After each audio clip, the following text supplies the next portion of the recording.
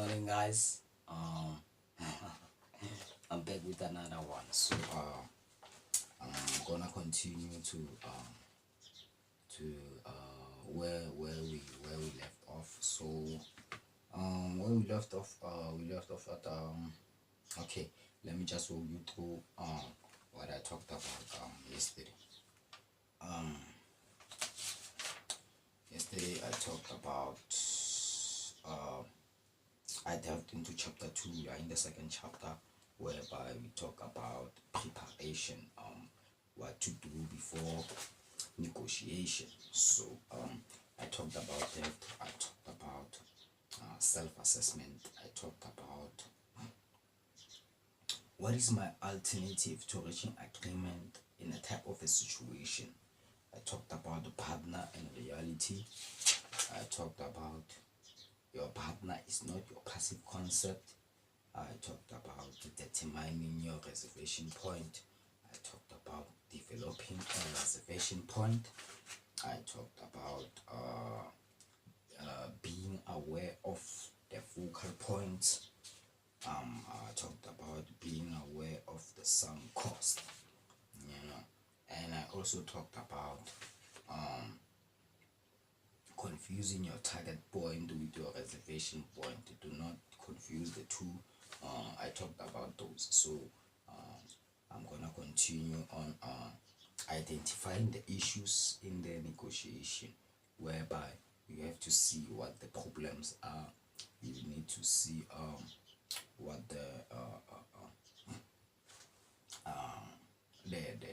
issue that you are facing. What are those? So it says many negotiators make the mistake of identifying only a single issue to negotiate. Usually this issue is money. You see, it says many negotiators make the mistake of identifying only a single issue to negotiate. Usually this issue is money, sales prices or salary, etc. It is a grave mistake to focus on a single issue in a negotiation, because in reality more issues are at stake in most negotiation situations. The problem is that they remain hidden unless negotiators do the work of unbounding them. By identifying other issues, negotiators can add value to negotiations. For example, in the purchase of a car, the payment terms, cash upfront, loan agreement, or warranty could all be negotiable issues. Negotiators should take time to brainstorm how a single issue negotiation may be splintered into multiple issues. Unbinding negotiations into several issues is not intuitive, because people have a tendency to simplify situation into single issues. However, negotiators should try to make single issue negotiation more complex by adding issues. So here it says negotiators must be able to identify issues in a negotiation. So you need to see what the problem is and what the problems are, so that you can be able to focus on that problem mostly, so that maybe you might slice a pie from that issue. So I'm going to talk about identifying the alternative for each issue. So it says it says once the negotiator has identified the issue to be negotiated, it is a good idea to identify several alternative courses of action within each issue. So about that, guys, once the negotiator has identified the issue to be negotiated, it is a good idea to identify several alternative course of action within each issue. For example, in a negotiation for a new car, payment terms might be broken down into percentage paid up front or percentage of interest on a loan. A loan agreement might involve how many months or years the option to buy is available, but identifying issues and alternatives Negotiators create a matrix in which the identified issue in the negotiations are located along the columns and the alternatives are located along the rows. So here it says you need to identify the alternative of each issue. So identify equivalent packages of offers. Once a negotiator has identified the issue in a negotiation and identified alternatives within each issue, the next step of preparation is to determine a variety of different combinations of issues that all achieve the target or aspiration point. For example, an MBA student in a job interview might identify starting salary, signing bonus, and vacation days as key issue and identify several alternatives within this issue. The student might then take the step of identifying highly attractive packages that she could present as opening offers in a negotiation. For example, a starting salary of $90,000, 3 weeks of vacation per year, and a signing bonus of $10,000 might be psychologically equivalent to a starting salary of $100,000, 10 days of vacation per year, and signing bonus of $12,000. Negotiators attempt to identify as many multiple issue packages of offer as possible to present to the other party. This approach creates more degrees of freedom in negotiation. The most important aspect of identifying packages of offers is that the package should all be of equivalent value or attractiveness to oneself. This task requires that negotiators ask themselves some important questions about what they value and what is attractive to them. The task can be accomplished in a variety of ways. As a first step, it is wise to consult Appendix 1, which helps prepare a negotiator to identify packages of equivalent value by testing negotiators' rationality. It tests the negotiators' rationality. We strongly discourage negotiators from starting a range, example salary range. This limited perspective is not in any way equivalent to identifying packages of offers. By stating a range, the negotiator gives up important bargaining ground and moves too close to his or her partner. We call it a premature concession. By starting a range, already made a concession, implicitly agreeing to a salary of $90,000. Ideally, a negotiator should exhaust possible packages of a given value before making a concession. Which can be best achieved by determining more than one way to satisfy the negotiator's interest and aspirations. Another benefit of identifying packages of offer is that the negotiator does not give his or her opponent the impression that he or she is a positional negotiator. A positional negotiator, alright, is a person who determines a set of terms desired in a negotiation, presents those terms, and refuses to budge on any dimensions of any issue. By identifying multiple issues and multiple alternatives within each issue, a negotiator is more likely to achieve his or her target within a negotiation. So, assess your risk propensity. Assess your risk propensity. Negotiations always involve risk. Negotiation always involve risk because we don't know what the outcome might be as you negotiate, because of you just want what you can get. So the key question is not necessarily how to minimize risk or how to brace oneself psychologically to take a risk, as many practitioner orientated books might lead one to believe. Rather, the key is to understand the nature of risk, and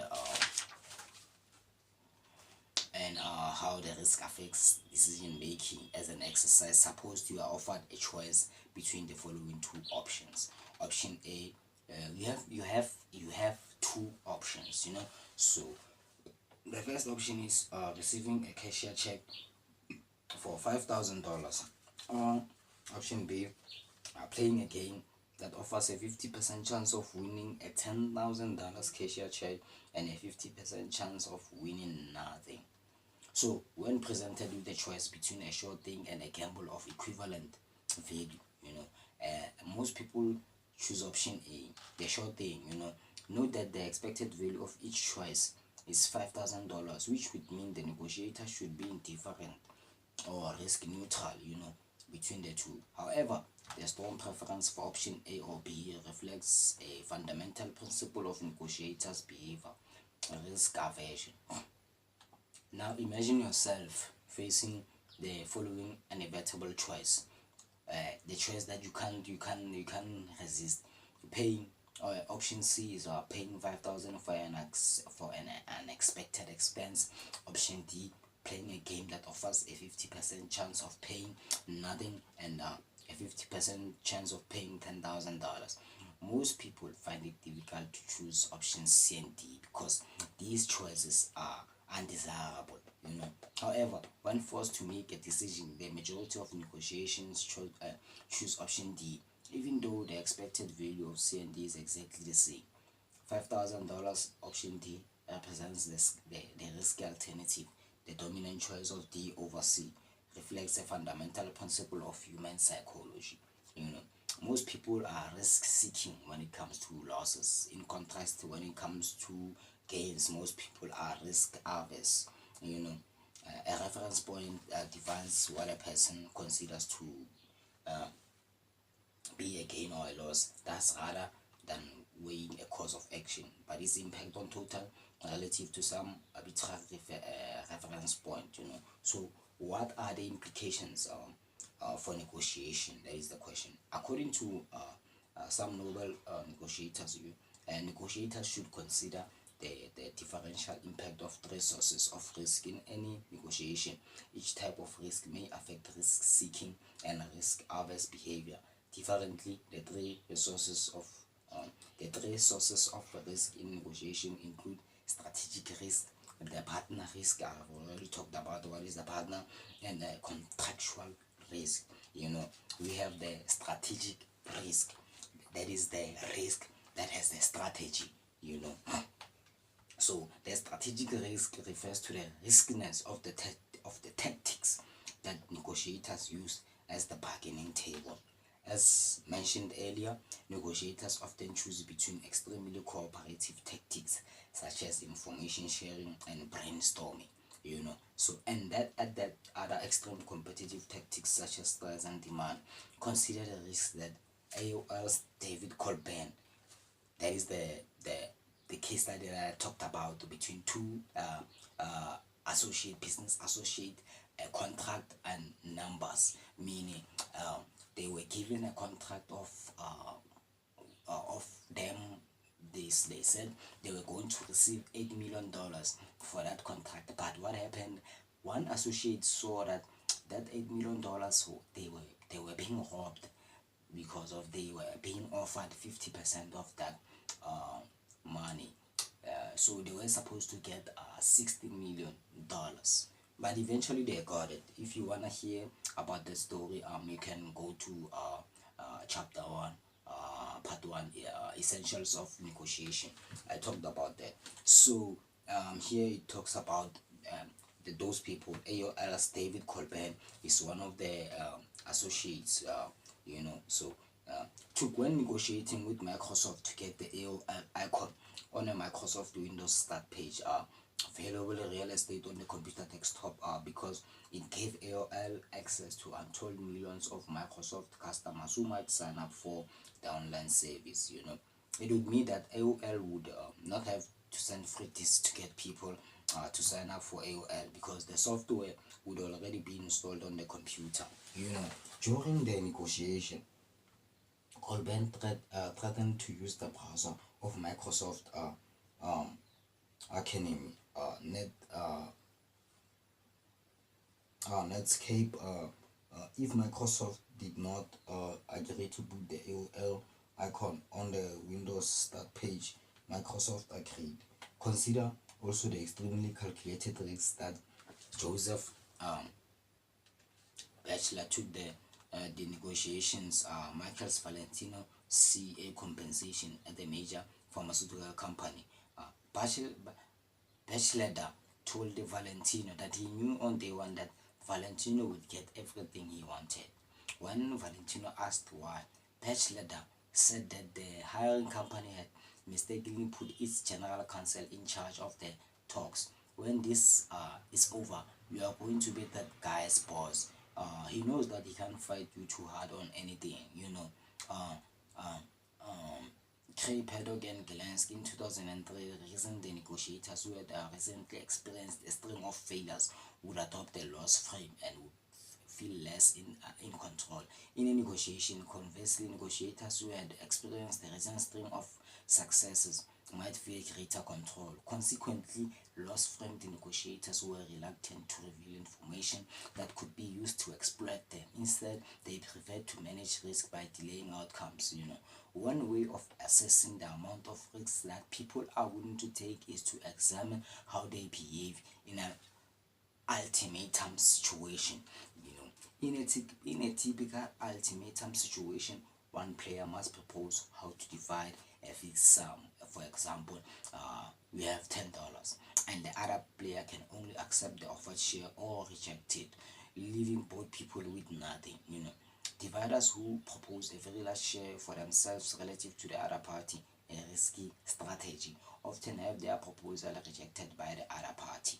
Even if the proposal is better, the other party's partner, you know, that's where it comes. So it says the partner risk, whereas the negotiator can and should be fairly sure that he or she can resort to his or her partner in the event that the present negotiation does not result in agreement.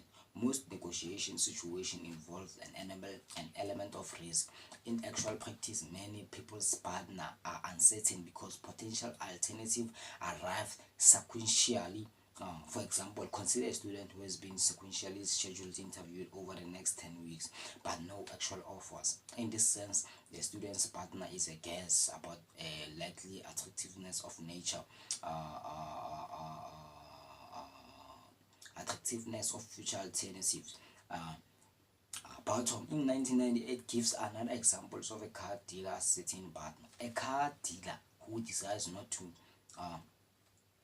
make the one last leader concession needed to close a deal is rarely doing so because an alternative buyer is in the next room is waiting to buy the same car at a higher price. The seller must make a conjecture about the likelihood that a more attractive offer will be made in the near future. Rejecting an offer entails a risk that the car will remain on the lot indefinitely, costing the dealer money with no better offer forthcoming. Under the circumstances, we might expect the negotiators who are in a gain frame to be risk averse and therefore more concessionary than negotiators who hold a loss frame who might hold out. This gain loss basis can be a potential problem in negotiation because negotiators can be framed to see how. Consider the following example. Negotiators who are instructed to minimize their loss make fewer concessions, reach fewer agreements, and perceive the settlement to be less fair compared to those who are told to maximize their gains. In short, the negotiators who are told to minimize their losses adopt more risky bargaining strategies, just as the majority of people choose option D over C. In the earlier example, preferring to hold out for a better but more risky settlement. In contrast, those who hold to maximize their gains are more inclined to accept the short gain, just as more people choose option A. You know what I'm saying? So, they choose option A over B in the earlier example. Negotiators who view the glass as half full are more inclined to reach agreement, whereas negotiators who view the glass as half empty are more inclined to use threats and resort to your partners. If one negotiator has a negative frame and the other has a positive frame, the negotiator with the negative frame reaps a greater share of the resources. Thus, a negotiator needs to be aware of the important psychological impact his or her reference point can have on his or her own behavior. Obviously, negotiators should carefully examine their preference point and be wary when their opponents attempt to manipulate those reference points. A negotiator's partner acts as an important reference point from which other uh, outcomes are evaluated. Outcomes and alternatives that fall short of one's partner are viewed as losses. Outcomes that exceed a negotiator's reservation point or partners are viewed as gains. The more risk averse the negotiator, the more likely it is that she or he will make greater concessions, thus giving partners of equal expected value. The more risk averse negotiator will be in a weaker bargaining position. Making a concession is the best way to avoid taking a risk. You know, making a concession is the best way to avoid taking a risk. So, contractual risk. Contractual risk refers to the risk associated with the willingness of the other party to honor its terms. For example, signing a peace treaty with one's adversaries may lead to genuine peace, or it may lead to a military disadvantage if the other side fails to honor the agreement. For example, during the 1960s, the US government negotiated the sales of weapons to the Iraq government. At that time, the agreement negotiated the sales of weapons to the oh, at that time, the agreement appeared to serve mutually beneficial purposes as a defense against communist aggression. However, the same agreement became a threat to U.S. interest when Iraq nationalized its oil fields and announced a friendship treaty with the Soviet Union. Moreover, even the full commitment of the parties, the value of a contract is influenced by circumstances that are outside control of the parties, something known as exogenous hazard. Another example of contractual risk comes from the business world. The Mitsubishi Estate Company provided a dramatic example of a risk of erroneous estimates in negotiation.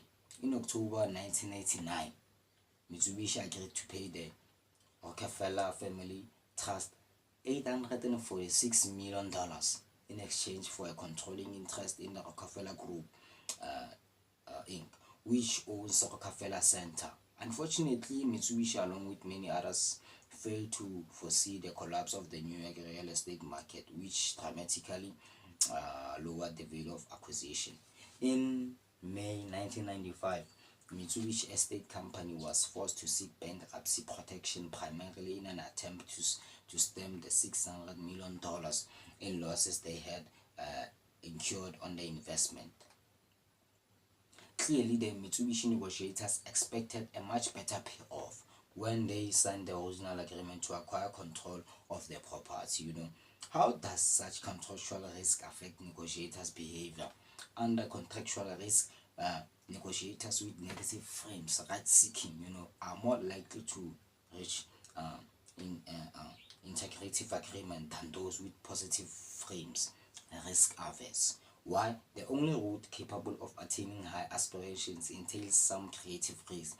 Thus, if integrative negotiation outcomes involve short things, positive frames are more effective. However, if the integrative outcomes require negotiators to roll the dice, negative frames are more effective in a series of studies involving contractual risk.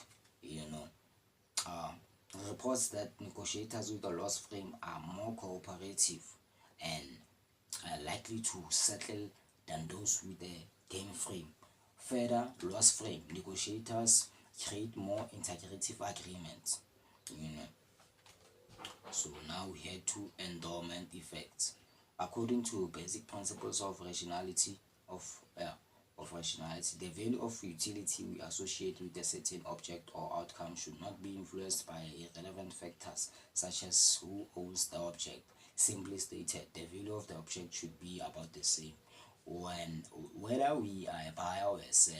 Note Notice, buyers and sellers might want to adopt different bargaining positions for the object, but their private evaluations for the object should not differ as a consequence of who has possession of it.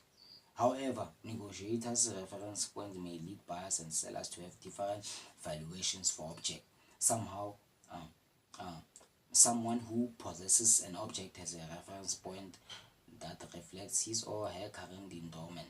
When someone who owns an object considers selling it, he or she may view the situation as a loss. The difference between what seller demand and what the buyers are willing to pay is a manifestation of loss aversion, coupled with the rapid adaptation of the reference point. Therefore, we should expect that sellers will demand more for objects than buyers are willing to pay.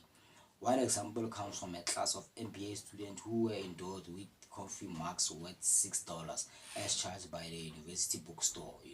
The students who were not given a coffee mug were told that they had the opportunity to buy a mug from a student who owed one. If the student who owed the mug valued it less, the buyer's willingness to pay the mug and the seller's willingness to sell the mug were inferred from the sales of choice. Example, receive $9.75 versus receiving mug, receive $9.50 versus a mug, etc.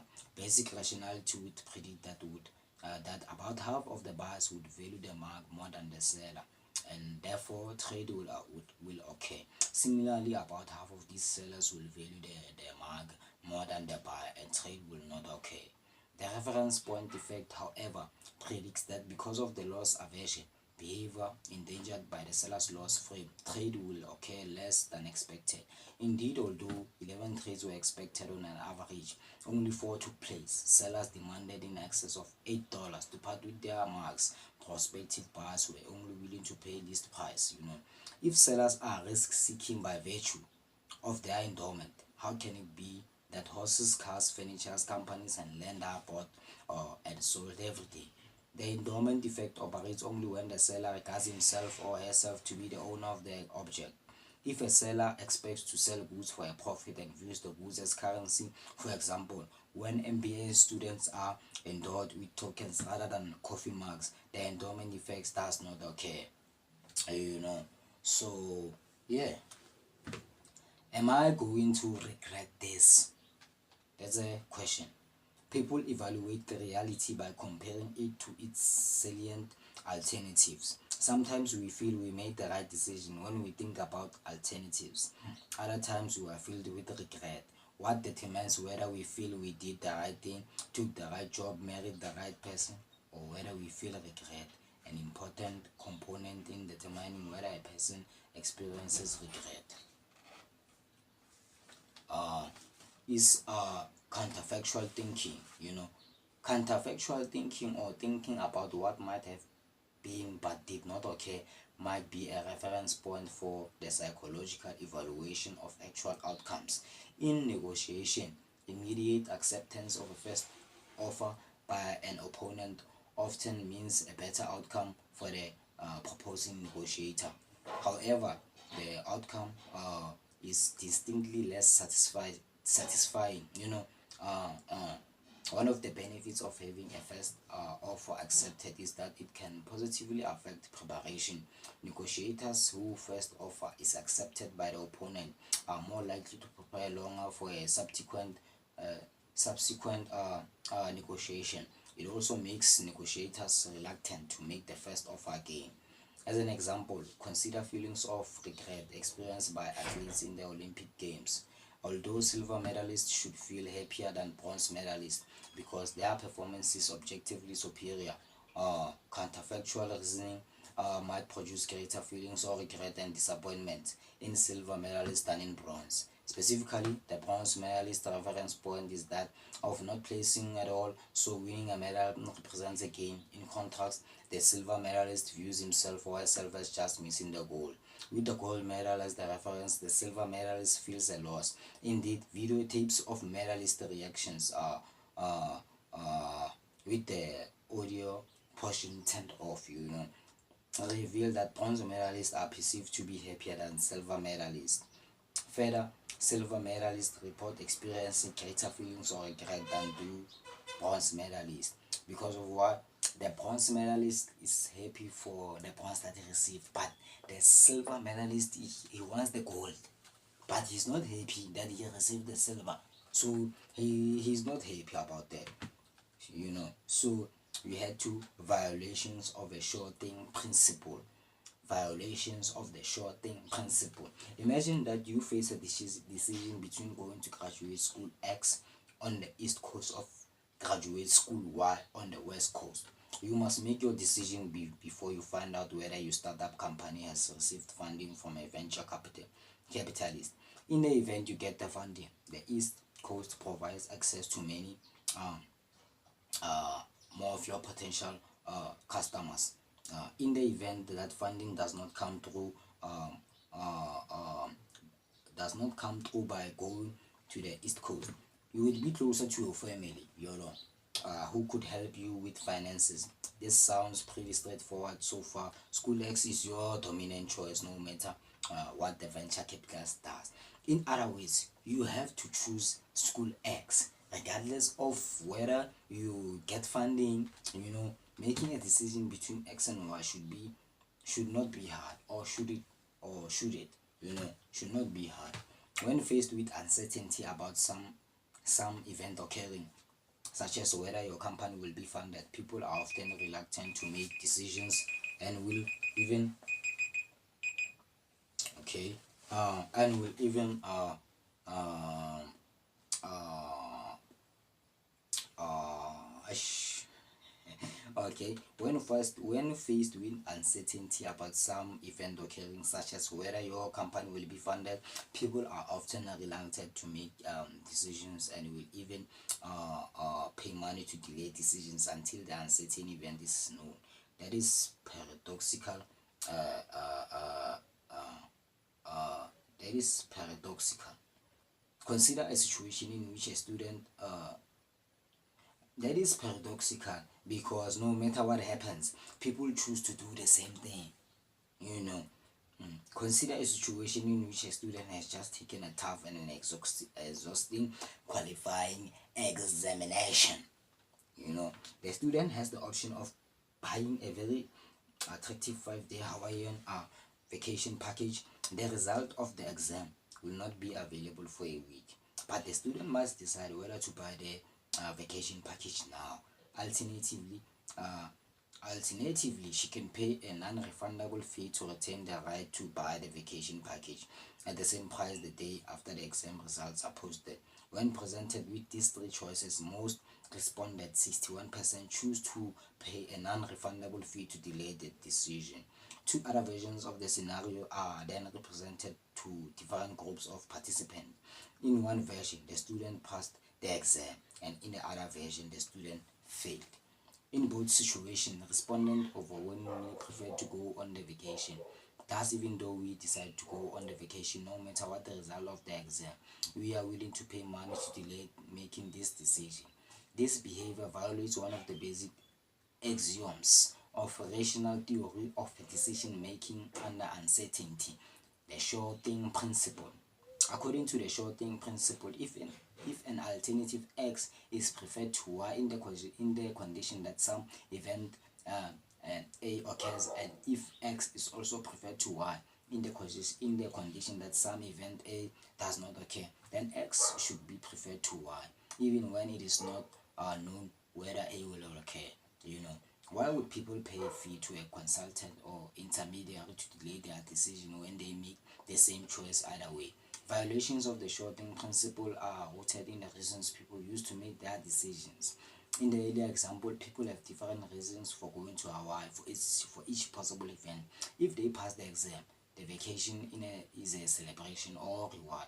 If they fail the exam, if they fail the exam, the vacation is an opportunity to recuperate, to find themselves again. When the decision maker does not know whether he or she has passed the exam, he or she may lack clear reasoning for going to Hawaii. She may not know whether I should go to Hawaii for me past, or I don't know. I'm not supposed to go out to Hawaii because I failed. Those type of questions. In the presence of uncertainty, people may be reluctant to think through the implications of each outcome, and as a result, they violate the short thing principle. You know. So my time is up, guys. But I'm gonna head to the last paragraph. It says Do I have an appropriate level of confidence? Is my level of confidence in a appropriate manner, for me to be able to consider a situation and deal with the situation in a right and a calm manner, professional way, So it's a consider a situation in which you are assessing the probability that a particular company will be successful. Some people might think the probability is quite good, others might think the probability is low, still others might make middle of the road assessment for the negotiator. What matters most is making an assessment that is accurate. How accurate are people in judgment of probability? How do they make assessment of likelihood, especially when full objective is information is unavailable? Judgments of likelihood for certain types of events are often more optimistic than is warranted. The overconfidence effect refers to unwarranted levels of confidence in people's judgment of their abilities and the occurrence of positive events and underestimates of the likelihood of negative events. For example, in negotiation involving third party dispute resolution, negotiation on each side. Okay, for example, in negotiations involving a third party dispute negotiation, what do they mean here? They say, for example, if I come for example with this book and I say I'm selling this book to a person, I go to that shop and I speak with him, I negotiate with him, I'm telling him that this book is an original copy, but him not knowing the book, he says the book is not original. So he calls another person, another party, to come and confirm whether this book is original or not. He's an expert in confirming such things. So he comes and he looks at my book and he sees that this book is original. So he can be able to tell the other party that his book is original. You can be able to buy it. It's not a fake book, so it's an original. So involving other parties is more efficient, because of where to follow. So that's what they mean here, In negotiation involving third party dispute resolution, negotiators on each side believe that neutral third party will adjudicate in their favor. No. Obviously, a decision favoring both parties cannot happen. Similarly, in final over arbitration decision between the two proposals, negotiators consistently overestimate the probability that the neutral arbitrator will choose their own offer. Obviously, the probability is only 50% that the final offer will be accepted. Nevertheless, both parties estimate typically sum to a number greater than 100%. The message is to be aware of the overconfidence effect. When we find ourselves to be highly confident of a particular outcome occurring, whether it be our opponent caving into us, a senior manager supporting our decision, etc., it is important to examine why. On the other hand, evidence suggests that over confidence about the value of the other party's partner might serve the negotiators well, specifically negotiators who are optimistically biased. For example, whom that they think their counterpart will concede more than he or she really can, have a distinct bargaining advantage. Yeah. I'm done. When I come back, I'm gonna be talking about sizing up the other party. I'm gonna be talking about who are the other parties. I'm going to be talking about, are the parties monolithic? I'm going to talk about other interests and positions. I'm going to be talking about other negotiators and partners. I'm going to be talking about situation assessment. How can you assess the situation? How can you size up the situation? Is the long negotiation one shot, long term, or repetitive? Such things. So let me walk you through the things that I talked about today. Okay. I continue to